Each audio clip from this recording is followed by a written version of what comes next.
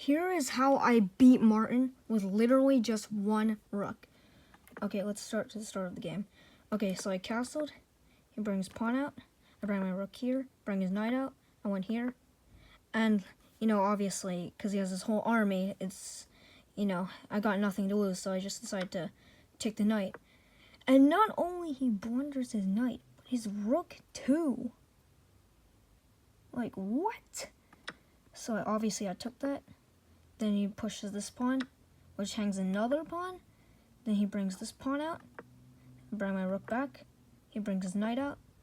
I bring the rook back. Check. No problem. Here. Here, which leaves another pawn hanging.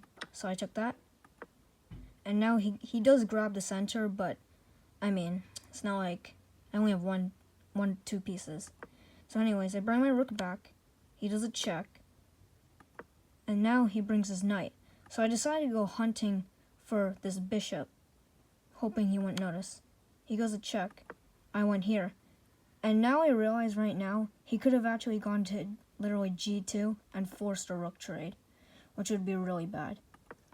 Luckily he didn't see it. Maybe he was gonna push the pawn and try to discover attack my rook. But I just take it, the bishop, and he leaves his knight hanging as well, just doing a random rook move. So I take it. He does a check. I go here, and he sacrifices the rook. So of course I take that. He brings his king, which hangs another pawn, and hangs another pawn with check. And he attacks my rook, and now I hang. And no.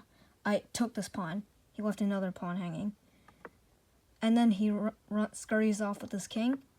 I go here hunting for this bishop, and he just runs with his king again. So I just took the bishop. He just runs with his king again. I go for this pawn. He gives me another pawn. He gives me another pawn. And he gives me another pawn. And I'm not worried about any skewers because he can't go, hang on. He can't go here because I just take with the rook. And this move doesn't really do anything. It's just kind of a stall move. And even if the rook could go here, my king blocks it. And it would take 2 moves to do. So, anyways, brings it there anyways. And then I hoped he wouldn't save his rook, but he does save it. So I cut off the king with my rook. He slides his rook here. And right now I was hoping for a skewer. Maybe if he goes like e7 with his king, like right now, like, or actually not e7. I mean, like attacking my rook. Then I would be able to win his rook. But he does defend his rook, so I just decided to stall and check, check, check. I bring my king up, and he brings his rook here. Not worried about anything. King goes here. Rook again. Runs off with his king. And right now I realize his king and rook are on the same file, and his king isn't defending his rook. So I was hoping for a skewer, so maybe if he like goes here, like which would be a really horrible move, then I could skewer him.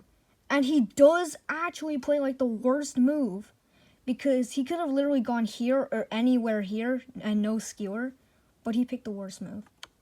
And so I skewered him, won his rook, and ultimately I ended up winning the game with just a rook. Just 5 points of material. That's crazy. Oh my gosh. Anyways, thanks for watching.